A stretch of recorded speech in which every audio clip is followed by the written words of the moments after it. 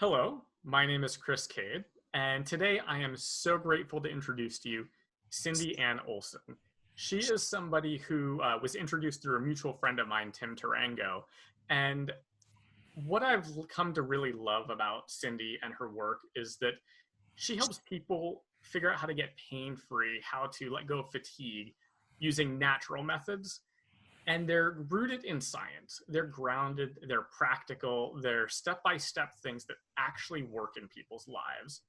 And I think this is important because it can be very easy to be lost in the alternative health space and miss out on the gems that are scientifically proven that actually work while we get carried away with things that don't work. And sifting through the fact from the fiction is something that Cindy has devoted her life to. So Cindy, thank you so much for being here. I would love to hear, how did you go from, early on in life where you were in tremendous pain, as I understand it, to now being pain-free without meds? Because most people would dream of being without meds. And I don't know how you actually managed to do that. Well, first of all, I'm so excited to be here. And thank you so much, Chris. I'm glad that I've met you. I love your work. Thank you. Well, my journey has been a long one. I started out getting migraines when I was 7 years old, and that has to do with the fact I have a neurological disorder. Mm-hmm. And over the years, I've been very private because I thought, well, I'm going on my own health journey. No one would be particularly interested in that. And I actually held down a very difficult job on Wall Street for many, many years when I was the only woman in an office of 150 men. Wow. Basically, I was able to do that simply because when I was in college, I made a decision that I was on painkiller after painkiller, and that was the only thing they could do for my disorder, CMT. Wow. And otherwise, they said, listen, Cindy, you can live on disability, and eventually, in a couple of years, you'll go into a wheelchair, and then after that, and I saw relatives go through that. My mother went down to 80 pounds before she died after, 5 different back operations and many other operations for other, working on her nervous system, basically. And it never really worked. So I had a lot of motivation to spend hours and hours as a guinea pig, for the lack of a better term, right. Learning biofeedback when the actual computers that needed to do that were the size of a room. This is back in the early 80s. And I really thought by this time in medical history, every office would have a biofeedback machine. Right. Because everyone needs to learn how their body works. And obviously that has not happened. Right. Western medicine has basically taken the tack that if it doesn't work with a medication, then we'll give you surgery. Right. Those are my only options. And I said no to that. And what's exciting is some of the ancient wisdom is absolutely true. And I went back and I learned traditions, and I was able to travel around the world and really participate with all sorts of spiritual traditions, but also medical traditions. Some of it, I obviously with my Western mind couldn't get, my head around, but with my financial and scientific background, I was able to, over the years, amass incredible amounts of information. And as I said, I was doing it for myself because I wanted to continue to walk. I wanted to continue to be able to use my hands. I had a lot of motivation for that. What was it like being in that much pain? I mean, obviously you were really motivated, but what was your daily experience like before you learned what you know now? Well, for example, if you're in a migraine situation, which is a neurological disorder, they finally figured that out. I could have told them that a long time ago. But anyways, it's obviously very individual.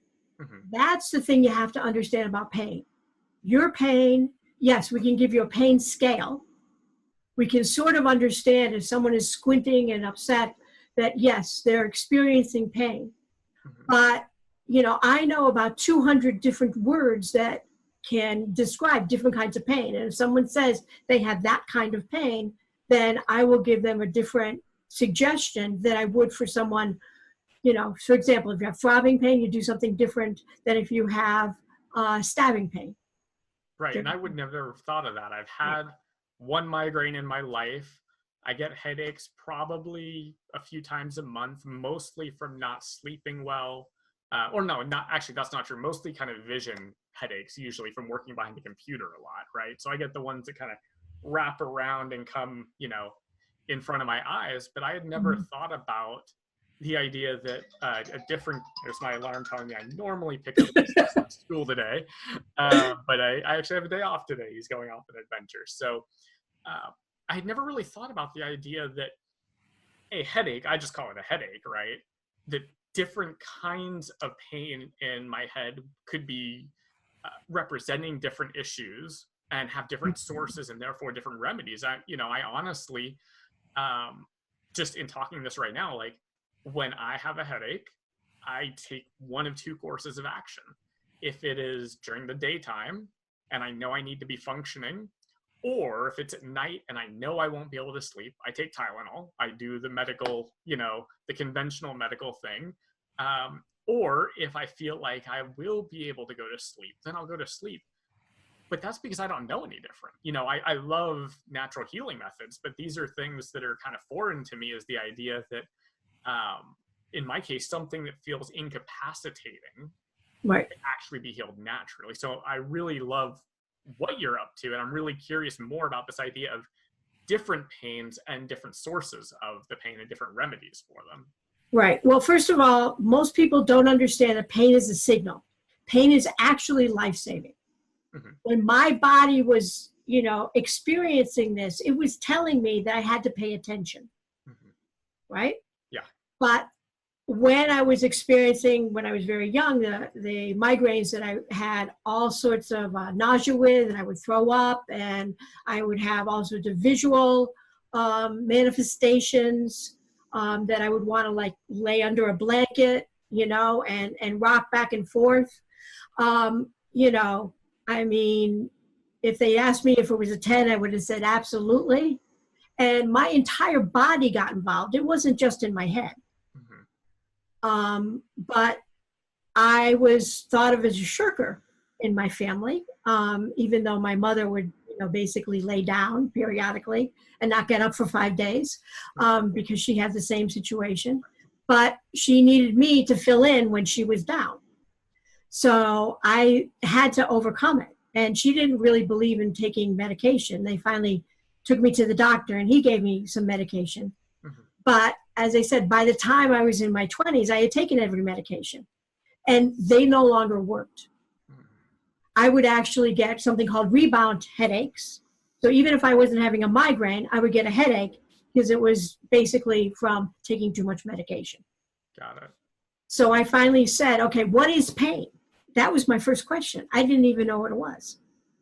So I basically had to learn what pain was. Now, they had the gateway theory of pain that was very popular, and they've been trying to make it true for a very long time, that it's all to do with what your nerves are.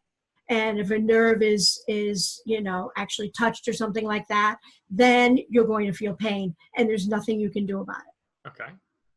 I learned what was happening before I experienced a headache or some other body pain. Okay. I also realized that for my back, for example, if I was picking or moving in a different way that was healthy for me, my pain was actually letting me know something that I needed to stop doing that. Got it. I've always loved to garden. And sometimes, you know, if I'm digging something, I'm going to get that plant in and, you know, and the problem is that repetitive kind of motion, if I'm not careful with, then something goes out of alignment and then there's some, you know, difficulty from that. Right. So what I learned was, okay, now this is information. It's not something to be feared. Say a doctor comes to you and says, I'm going to give you an injection, and you see that long needle. Okay? I don't think they're as long as they used to be, but anyways, Right. they were thick and long, okay? I got all these long needles. Yeah. And, you know, I would tense up. My entire body would have a biological reaction. Yeah. Right? And it was from the fear that I was going to be stuck. Well, guess what? That creates more pain. Right. So one of the things I learned was, I don't know if you can see this, but I basically just by mistake one day put my hand out, and then I touched my finger to the top. I don't remember exactly why this happened, but I realized that I was causing myself pain. And I said, wow, I gotta, you know, what does that mean? And then when I relaxed my hand and did the same motion, there was no pain. So the next time I went into the doctor to get an injection, I basically said, I'm just going to relax. Like, totally, I'm not going to pay attention. And there was so much less pain. Yeah. I said, wait a minute. So my body's reaction to something has a lot to do with pain. Okay. Right. And my experience of it. So then I made this breakthrough. I said, pain is malleable, right? Right. It's still the same action, but my reaction and my feeling about it, my emotions are totally different. And that is what, when you are fearing a headache coming on, you increase the headache.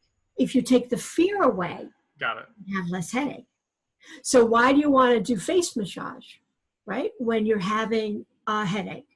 Right. Yes, it'll have you less tighten your muscles, right? And many tension headaches are from the fact that your entire head, believe it or not, has muscles that you can then relax. Right. And especially around your eyes.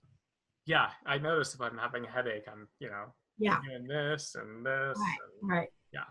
And, you know, but you can't kind of do it, oh yeah, well that seems to make sense or whatever. You have to be more intentional about it in order to have it really actually help. Because different pain is caused from different, got it, okay, I'm starting to put it together, you know, I'm coming along for the ride, I'm getting it. So the other thing is, so I have some water here, right? Yeah. And hydration, believe it or not, is an incredible part of pain. Now, we're mostly water.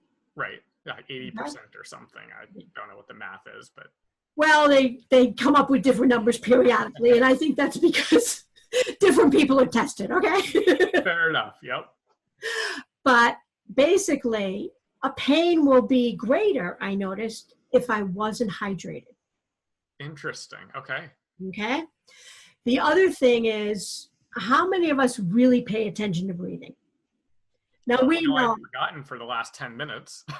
Now we know that monks and other people that are doing mindful exercises and yoga, that's one of the things, yogic breathing. There are so many books on it, and there's so many different styles of breathing. You know, I can rattle off a couple hundred right now. Yep. But the point is not know how much you know about breathing. It's the fact that when you start to be in pain, you can breathe. Now, if you go into a hospital, an emergency room, okay, and you're all upset, one of the first things nurses will come over and say, breathe in your nose and out your mouth. Right. Okay? Because that will at least make you conscious of breathing. Right. And it's also really interesting when you're conscious of your breath, right? You then start to breathe more. And when you breathe more, that's actually going to help your body, instead of going into a stress situation, which pain usually leads to. Right. It'll go into a more relaxed situation.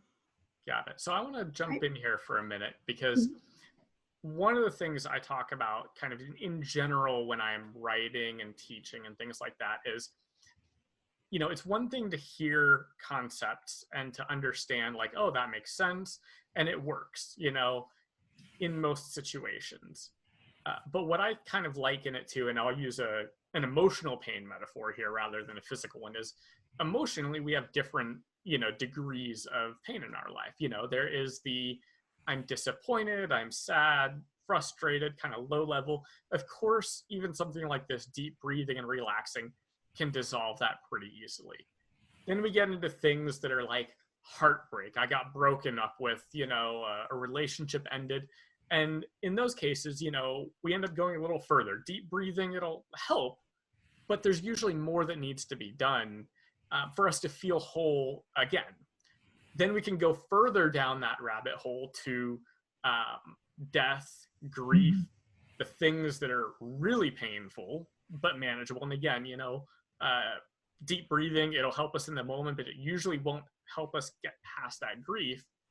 And then there's the extreme. There's the dark night of the soul. This is the stuff where you wouldn't wish it even upon your worst enemies, if you have any, or even think that way. You wouldn't wish it upon the perpetrators. You wouldn't wish it upon anybody in the world, because it's just that bad, right? I think of minor aches and pains as that very first kind of thing we talked about. You know, it's just like, oh, disappointment, pain, frustration. I think of migraines as being in the scale of, you know, death, grief, and that kind of thing. And then the kind of pain that some people deal with, where it's beyond a migraine, just completely incapacitating, is like that dark night of the soul. That's kind of the way I think of a continuum, comparing emotional pain and physical pain.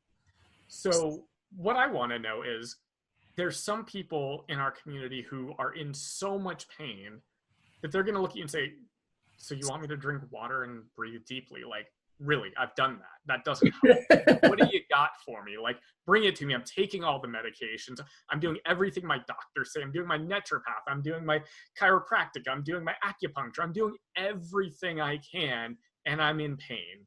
What about them? Well, in some way, that's exactly where I was. Mm-hmm. And that's why I went and I learned a lot about my body through biofeedback. Okay. And what that made me realize was there's quite a few things going on, and they're all interrelated.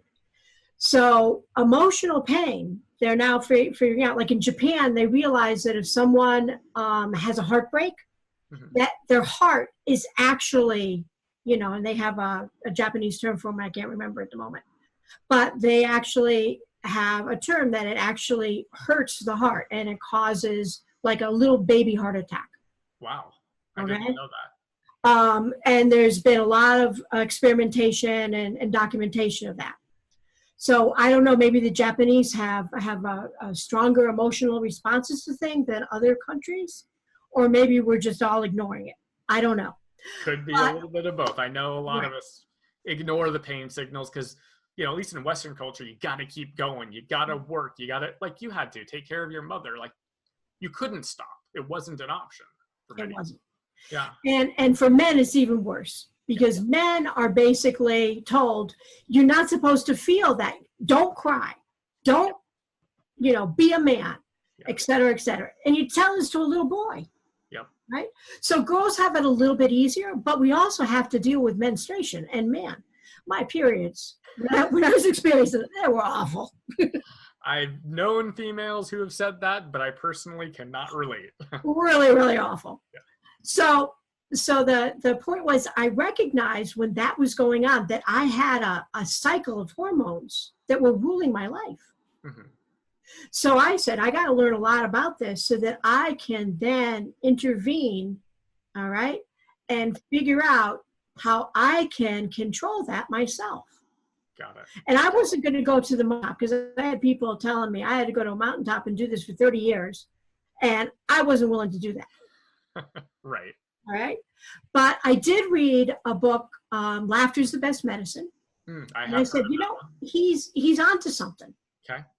Right? What does laughter do? Laughter creates endorphins, right? Our own natural painkillers. Got it. And our endorphins, right, then raise our serotonin levels, all right? So we can start to take a little bit of control. So part of the pain practice, processing practice that I have is that I have people kind of go through a period of noticing what's going on in their life, and then learning how to do self-observation. It seems that it would be easy to observe your body and your emotions and all these various things, but there's a lot of interaction here.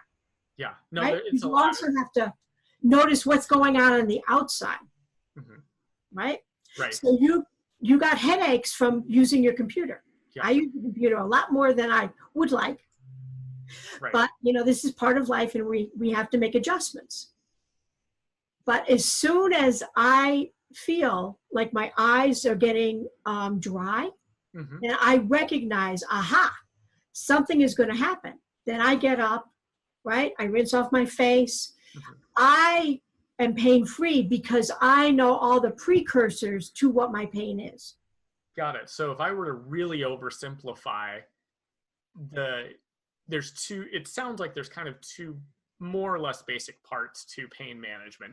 One is when you're actually in the pain, what are the things you have to do to get out of pain? But the other thing is, how do you develop, self-awareness so that as the pain signals are happening, you can actually counteract them before they become amplified, before they become pain. Exactly.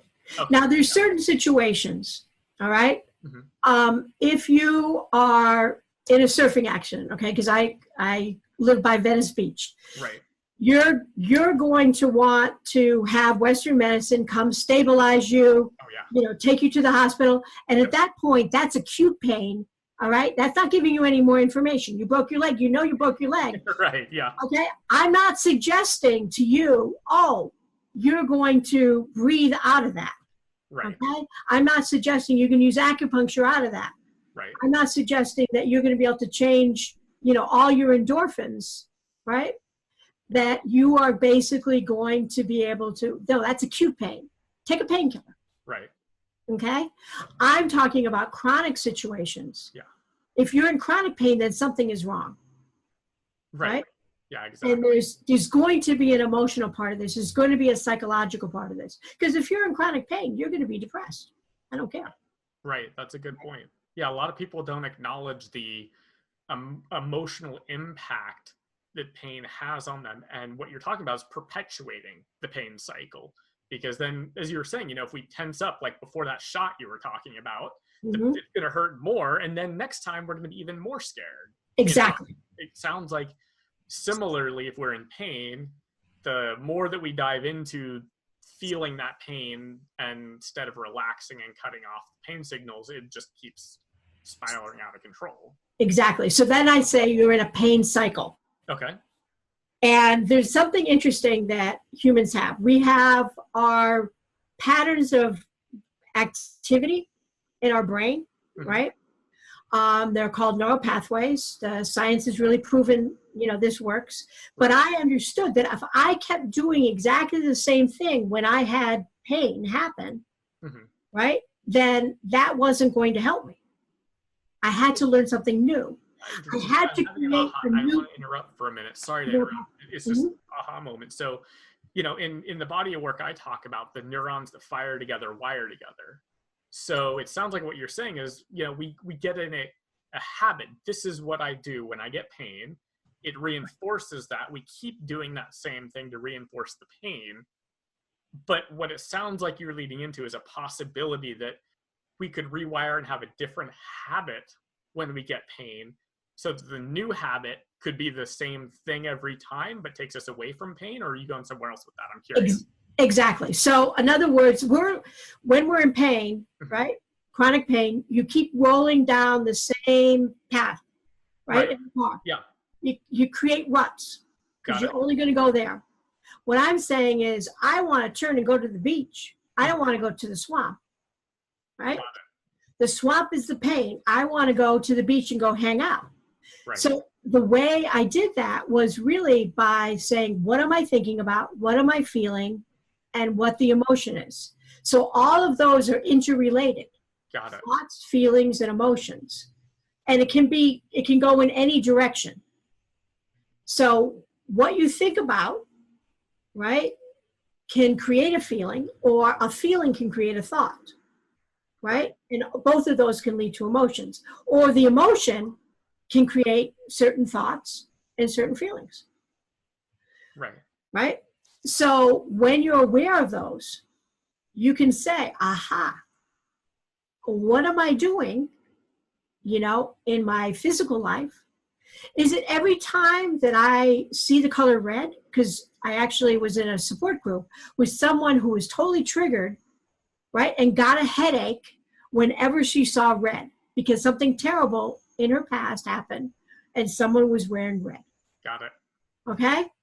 Now, that's part of our unconscious, right? Most of our neural pathways. Now, it's great when we're driving a car because we can do what? We can drive without really thinking. Right. We know where the brake is. We know where everything is. This is fantastic. We don't have to get up every day and relearn things. Or even breathing, right? You know, Right. we can do it consciously, but we won't die if we stop, Right. you know, thinking about it. And I don't have to think about drinking water, right? I know how to drink. So there's lots of things, but the problem is when it comes to pain, we have certain ways that we're taught to deal with pain. Yeah, I just grab the Tylenol. I'm good. Right. Right. From when you were young. Yeah. If your mother says, "Oh, look at, honey, you fell," and you know that you're going to get attention because you fell, Right. you're going to have other reasons to have pain than, you know, you are if you didn't get any attention at all. Right. So a lot of the way that we have our neural pathways put in is when we're obviously before 6 years old. Right. Yeah, when the brain is most malleable. Exactly. So we've learned how to deal with pain, absolutely, by the time we're 6. Got it. Now, are we given any alternatives? If mom says, you know, take an aspirin, you take an aspirin. No, and it feels better, so why wouldn't we keep doing that? Right. But the body changes over time and you become more sensitive to things. We have more environmental insults. Yes. So Absolutely. I'm actually a really private person. Mhm. And I don't really want to basically, you know, come out with all this information or anything like that, talk about my own life, my struggles in public. But I recognize that we're in a place in world history that we have institutions and situations where people are not given alternatives. We're not told we can actually self-heal. When for millions of years, that's the only thing that humans could do. Right. Yeah, there was no hospitals or surgical tools or anything like that. You know. Exactly. So first of all, I want to let people know what you're doing is not your fault. Mhm. You're not just taught by your family. I'm not blaming anyone's mother for coddling them or yelling them at them when they were in pain or anything like that. I'm not. I'm upset with the pharmaceutical companies because now I am dealing with people going into opiate withdrawal. Yeah. And I go through the dark night of the soul with people. And when they're really, really elderly and they go through this, it's terrible. Simply because the CDC said we're giving people too many opiates, so we got to cut down on that. And they're hurting the population that have been on it for 15, 20 years that don't know other ways to deal with it. And now people have gotten prescriptions that said do yoga. They're bedbound. Yeah, that doesn't make sense. I'm like, excuse me? Yeah. Okay. So what do you do for people like that who are in that much pain, that are wrapped up in pharmaceuticals, and they say, you know, Cindy, this is my life. It's been 15 or 20 years. This is what I know. You say there's another way. How, you know, at a high level, what are some of the basic steps or the process that you kind of walk someone through when they're in that state to becoming like you? Right. So first of all, they have to be willing to learn. Okay. Okay. If they want to continue to take pills, right, even if they're being taken off of it, they still want to go down that route. I really can't help them. I've recognized I can't help everyone. Right. Yeah. Coachability in anything is essential to success. 100% agree. But if they have a spark of life and they have some purpose that they still need to fulfill in their life, because I meet people a lot of times when they're 70, 80, 90 years old. And they're not done yet. They're just getting started. They're not done yet. They got stuff to do. Then I'm willing to say, listen, you've been bedbound. All right. So let's start with a little bit of movement. The human body not only needs oxygen, water, you know, some different types of, you know, nutrition, but it also needs movement. So is this true for, like, if they're bedbound, is movement just like even moving their arms? But if they can move pretty well, is it yoga for them? I mean, what's the degree here for? Well, I start where people are. Okay. A lot of times when I meet them, they're, as I said, bedbound and screaming. So if you're there, I give them a slinky. Got it. Okay. And a slinky is actually fun. Mm-hmm. It makes you smile, but it also gets your hands moving. Right. Right. And then I get them to be more easily able to sit up. Mm-hmm. I get them to put their head, feet over the, bed, and then start to get them to wiggle their toes. Are they ever scared about taking these steps? Like it'll cause more pain? Absolutely. For so long? They're terrified. Okay. And that's what's causing a lot more pain. Mm. So all during this, I'm very, I give them a lot of ways to think about it, mm-hmm. a lot of ways to feel safe, right? I'm actually physically there with them. Right. As people continue to get better, I can then do what I'm doing right now, talk to them over Zoom or Hangout or whatever. Yeah. So that once they've learned some of the practices, they can start to do things on their own. Got it. Because what I really want to do is give people back their lives. Right. You know? And the unfortunate thing with, Western medicine, this is not really not good with chronic conditions, right? No, it's not their strength. They perpetuate the pain cycle, not heal it. Right. 1 in 3 people in America has diabetes, pre-diabetes or diabetes, right? Right. I mean, it's unbelievable how many people have 80 or so different autoimmune diseases, right? And that goes from MS to Crohn's to all sorts of different things, arthritis. Yeah. Right. And a lot of us, from what I hear, helped through like microbiome and probiotics and gut health, which is not, I mean, conventional medicine is starting to study and learn about that, but that's a whole other ballgame in what you're talking about, right? I mean, I've heard about that, but I don't know the nuance and the details of it. Well, believe it or not, for the most part, if you're eating out of a box, okay, or eating the same foods every day. I met a client and she ate tuna fish mm-hmm. every single day. Okay? I helped vary her diet. It made a big difference. Right, because all the gut bacteria gets enlivened, enriched. Exactly. So one of the things I say to most people in chronic pain, or basically for anyone to empower their self-healing, is recognize how much processed food has sugar. Oh, yes. It has salt, it has sugar. Yeah. So I'm lucky that I can actually, I'm a gardener, I'm an herbalist, I grow my own food a lot. So I'm able to take care of myself by actually going out and picking my own organic, biodynamic food. Very lucky that way. That's awesome, yes. But I also know that I had to set myself in a situation where I could do that. Yeah, right. You weren't there 20 or 30 years ago. 30 years ago, you were in pain, and that would have been a nightmare for you. Right. So, but I started to do it while I was in New York City with a balcony, and I grew enough produce basically to keep 6 people going with all the vegetables that they needed. So you don't need a lot of space. Okay. The other thing about that is I think there's a lot of therapies that people kind of poo-poo. And one of them is horticultural therapy or nature therapy, walking in the woods or whatever it is.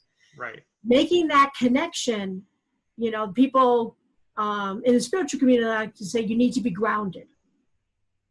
And that's that we're aware that the earth has certain kinds of rhythms. Yeah. And those rhythms actually help us regulate our own body.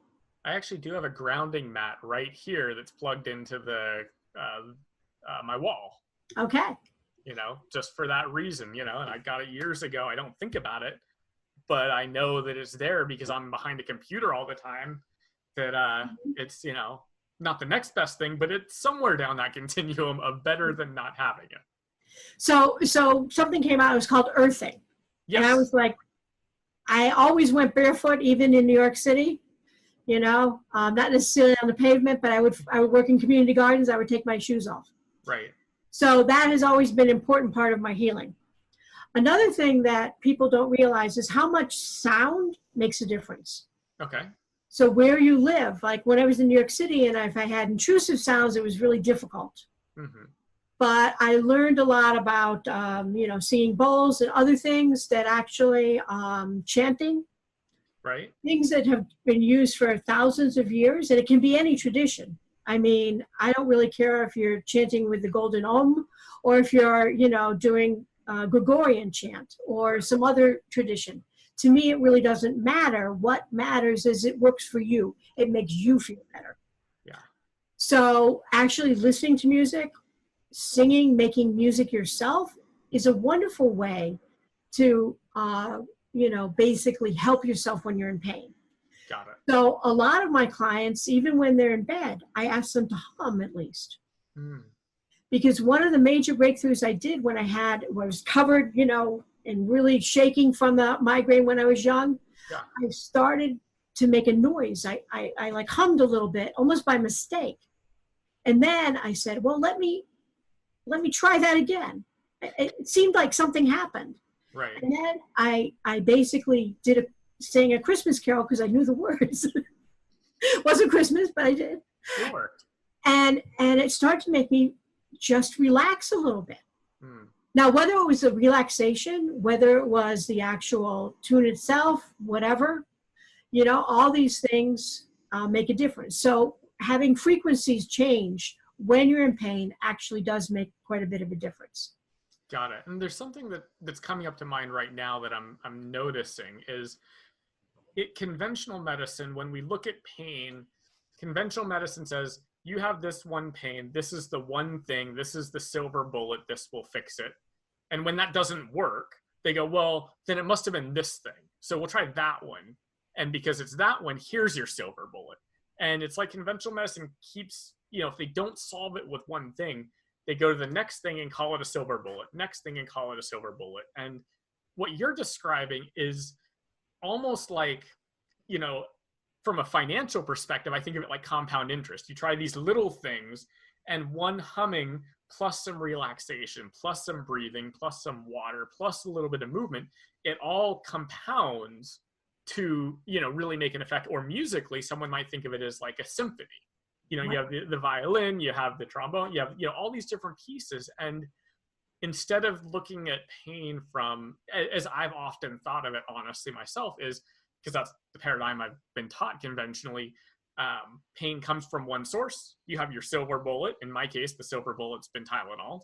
And what you're describing is a totally different way of looking at pain, that instead of trying, at least as I see it, and you can always correct me if I'm not, saying the right thing or whatever, but it's almost like we have all this, whatever the pain is, and it's big, it's unmanageable as we perceive it to be and feel it. And what you're saying is, instead of trying to have a silver bullet where someone says, this one thing fixed my pain and we're good, tapping, people love EFT tapping, and I hear fantastic results about it.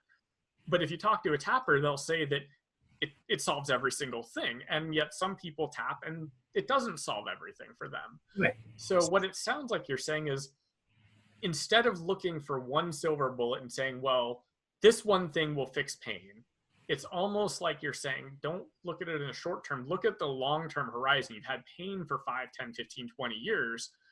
Don't expect to get rid of it overnight. But what if we can keep reducing it a little bit, day after day, week after week, month after month, until someday you look back like you do and go, I'm pain-free now. So it sounds like that's kind of the paradigm we're looking at here. Right. A marathon, not a sprint. Exactly. And because someone isn't going to basically get out of bed and then run a marathon. Okay? Yeah, right. So there's some very popular thing called the spoon theory. Mm-hmm.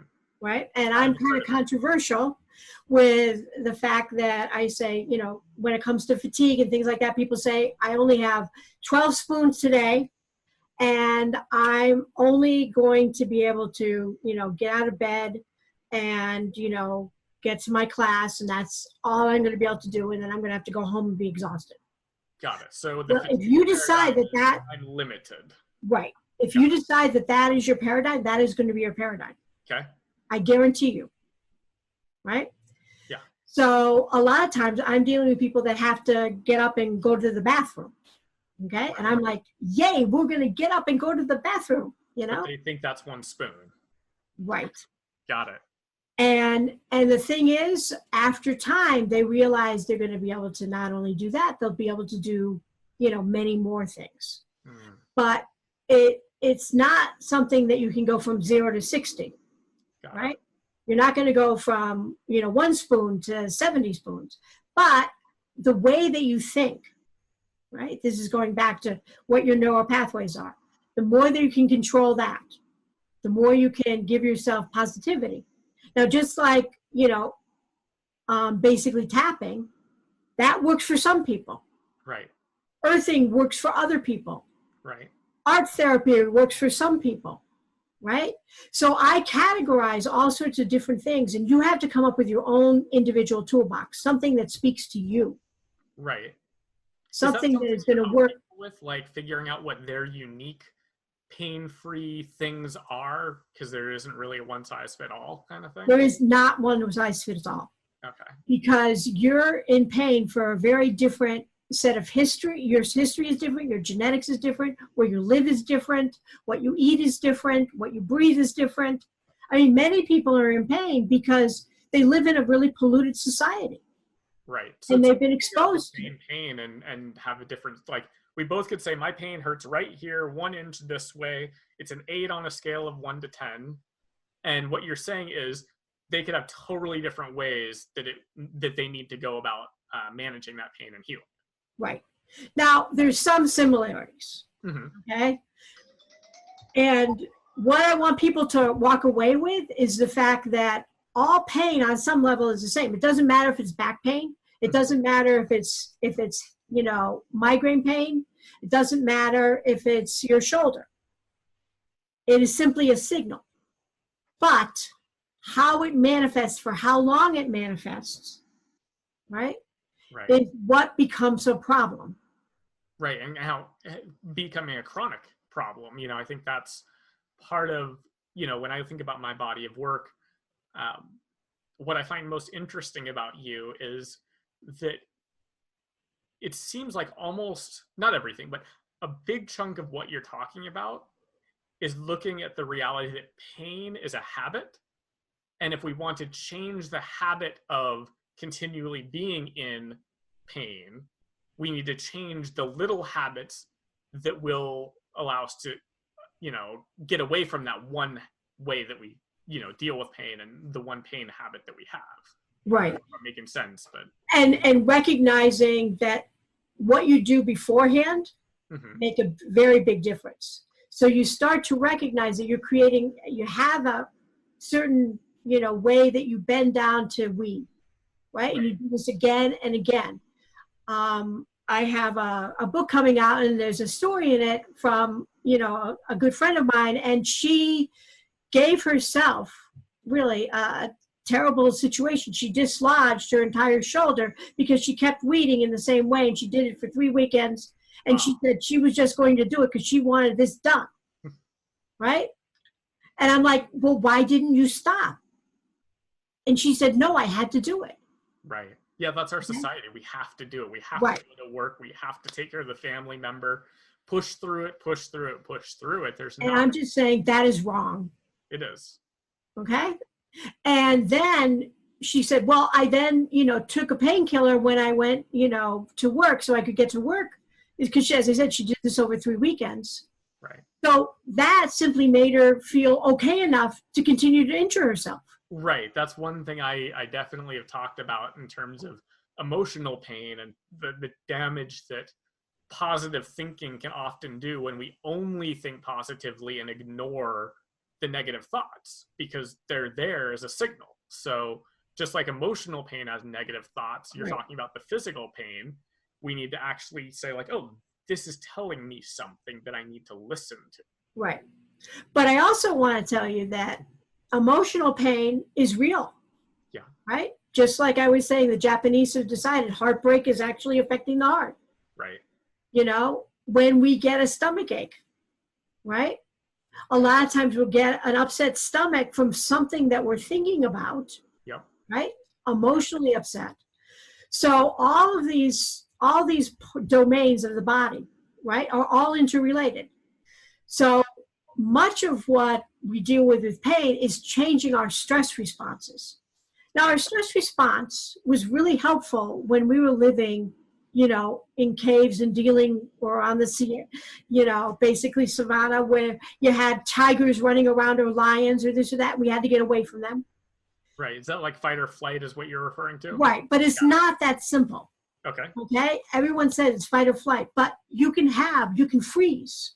Right. Right. Yep. You can basically, they're fawn. There's a lot of different reactions. There's 8 or 10 different reactions that we now, you know, have. But all of those go into something that changes our biology. Right. So the first thing that shuts down if we're very upset is our digestion. Right. Right. We also shut down our reproductive system.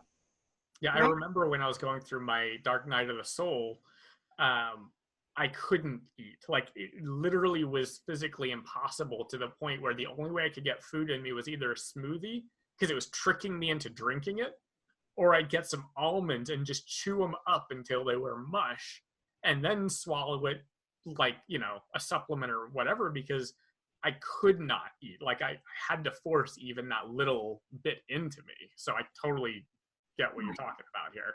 So that is absolutely useful when we are going to be overcome by a wild animal. Right. Right. The problem is our body doesn't know the difference when our mind sees a photo of a tiger, an actual tiger, or the thought of a tiger. It's exactly the same response. Right. So we're in a society where all sorts of stressors comes up. Our boss walks in the room and we act, right? Yeah. Like it's an actual tiger. Right. Yeah, exactly. Right? Because he made us upset before. Right. So those worn pathways go into the cycles. Okay? Got it. So a thought, right? You know, we see something. I'll give you an example. I worked with a client for a few years, and he was getting really great. And so he was starting to exercise in the canyons. And in canyons, a lot of times there are snakes, and he was terrified of snakes, but we went through the whole thing. But anyways, the thing was, he called me up after this happened to him, and he said he had seen a brown snake. He knew that it was not poisonous. He knew it wasn't, but he was running, and he kept running, and he couldn't stop running. Yeah. And he was laughing while he was running because he knew that he still had not really changed his pathway, because it made his body, right? Right.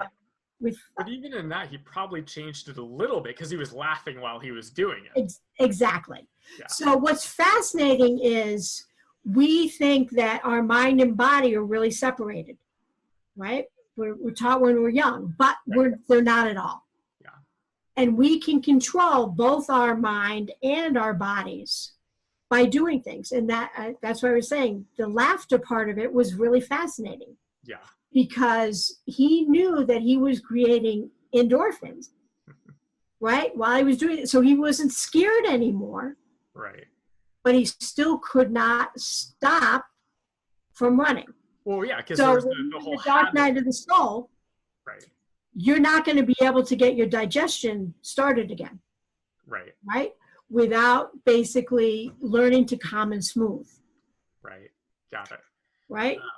So I'm curious, you know, kind of as we start to wrap up our time together, if there were, you know, maybe 3 or 4 things that someone in pain is experiencing, or someone in pain is having pain, what are like 3 things you would tell them, like just blanket, doesn't matter what the pain is or what it's about? Are there a few things that every person can do to move them down the path towards being pain-free?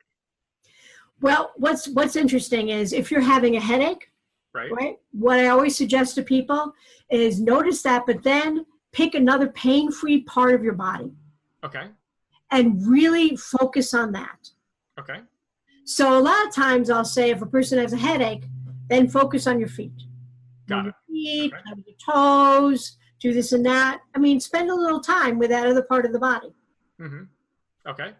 Got And it. what's interesting after that, you'll find that it may not be exactly the same level that you come back to.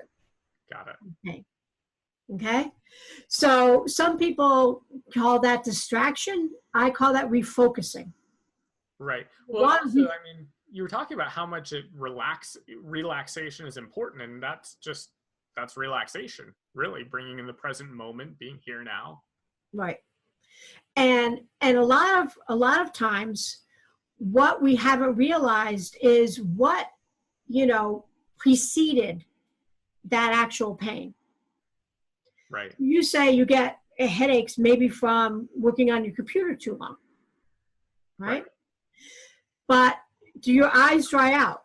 Does your nose dry out? Does your mouth dry out, right? Do you feel anything behind your ears? So try to start seeing, okay, am I holding my head differently when I'm, because sometimes I hunch over the computer. Right, yeah. Right? I know. You're hunching. Yeah. And, so a lot of times you'll just start to say, okay, what has happened before? Also, what have you eaten? Got it. A lot of times people have not necessarily allergies, but they have food sensitivities. Yeah, I actually had that experience for a long time when I was eating vegetarian, and I would get a really intense pain on my tongue, and I kept, I went to the doctor. He said take lysine. No one seemed to know what it was. It was just assumed that I would live that way. And then when I started eating meat again, the pain went away, and I thought, well, that's weird. It can't just be because I was eating vegetarian. And over the course of the few years as I integrated my diet more fully, I came to realize that there are certain spices that I was putting in all of my vegetarian food when I cooked at home that I wasn't putting in my other foods. And suddenly I was actually pain-free just by not eating those spices. And it was excruciating pain from this food, that I didn't even know what the source was. So I totally get what you're talking about here personally. Right. So it's not just that, but it's also who is around us. Okay. That's another thing that you don't necessarily take into consideration. Right. Right. So say that, you have a particular person in your life that you really start to get tense around. Mm-hmm. Okay. So, unfortunately, the first couple times you have to do it while you're in pain. To think back. Yes. That makes sense. And kind of like write this down if you can, or do not even write it down, although that helps you memorize things. Just speak it into your phone or whatever other way that you have of recording. Find some way to record all the things that were starting to precede it. Because then you start to really distinguish what your patterns are. Got it. Because you're trying to break the habits that lead up to the pain. Right. Got it. Okay. So I also really suggest using your hands. Okay. A lot of times your hands have been used as healing instruments. Right. Now, one of the things that people don't realize is that you don't have to be some kind of guru or healer or this or that, or be appointed by God or whatever. You can basically, especially if you recognize that pain has a lot to do with your beliefs and the story you tell about your pain. Got it. I have the body of a 90-year-old guy told me the other day. Got it. He's a surfer. He hurt himself. He's 30 years old. He says, I'm never going to be able to. Well, he's right. He's right. He's never going to be able to. And he's going to have the pain of a 90-year-old because that's the story he's told himself. Right. Okay. So while you're actually warming your hands, and that's doing it like you were just doing together, right? Yeah. You can tell yourself that you have the ability to heal yourself, that you love yourself, right? These are all positive things. that you're at peace, all right? And say that you have a headache right at the front of your, right? You actually can lay it on, just that, all right? And let yourself know that you're going to be fine. And breathe. Yeah, I feel more relaxation. And you're out your mouth, right? And you can do this on any part that has tension, all right? A lot of times we don't realize that, you know, we hold a lot of tension where we are not allowed to speak, right. Especially women. We're told your opinions don't matter. Right. Right? So you'll have a lot of tension here. There's a lot that you can do. You have knee pain, you can put your hands on that. And you can learn over time that you have energy between your hands. Right. Right? After you've done that, it's almost like they start to bounce. So some people say it's a balloon, it's a ball, it's a, you know, however you want to describe it. But what's fascinating is over time, you can learn that you have the strength to actually separate your hands more and more. And it's the fact that the energy between your hands can grow. Yeah. So what's great is you can actually, you know, help other people, right? By putting hands near them. You don't actually have to touch them, right? You can help your children, right? I help a lot of people. I learned Reiki and a lot of other types of quantum touch, etc. But they all basically are using the same thing. Got it. We are filled with energy. We have a meridian system that the Chinese discovered 2,000 years ago, however long ago. But it runs through our body. It's an electrical system. That's how we get information from our feet to our brains. We also have what has been described by basically people in the subcontinent, India, as a chakra system outside ourselves. Right. Right. And you can say that there's different nodes where the chakra is rooted in. And some people say there's 5, there's 7, there's 12. I mean, on some level, it doesn't really matter, but it's your energy body outside of yourself. Got it. And that is actually what you're feeling between your hands, your outside energy body. Got it. And that is a healing thing. And it's free. Everybody has it.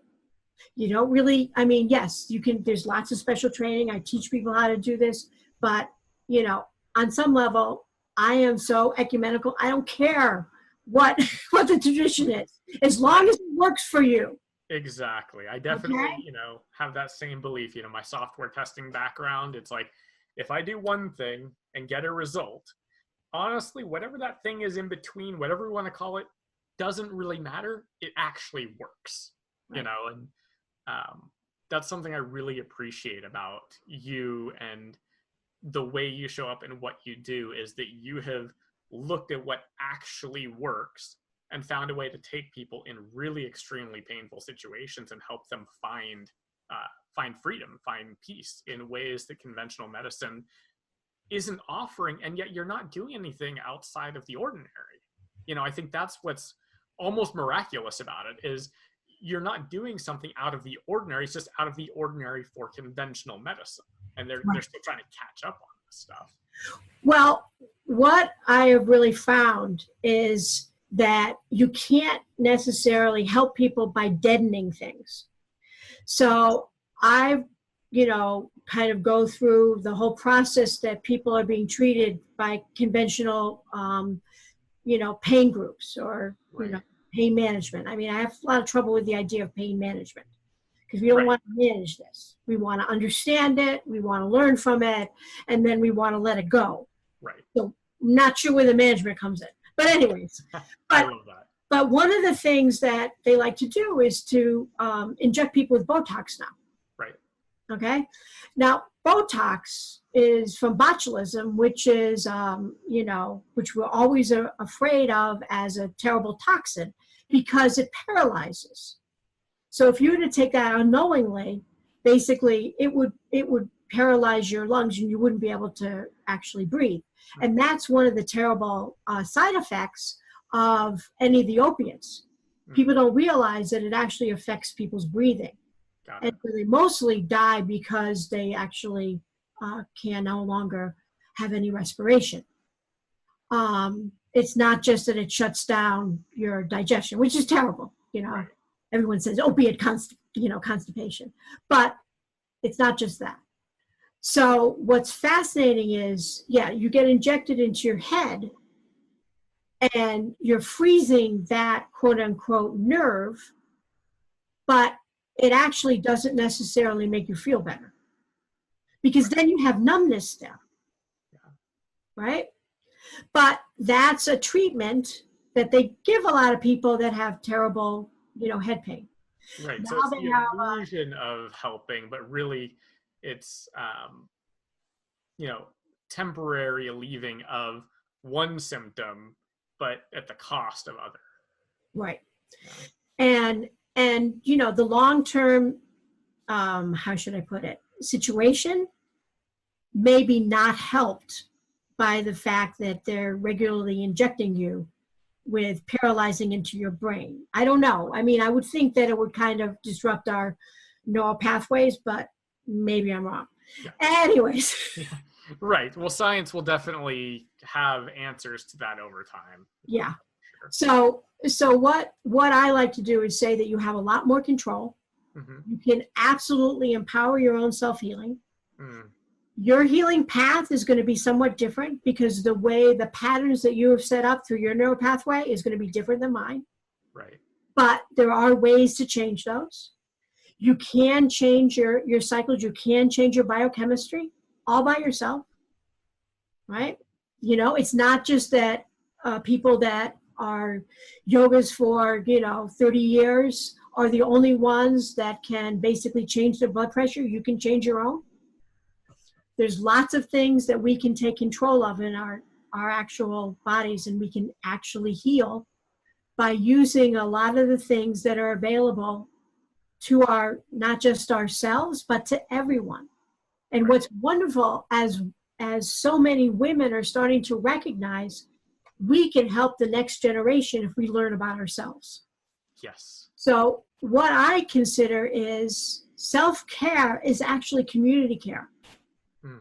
And that is what we need right now. Yeah. We need to take care of ourselves.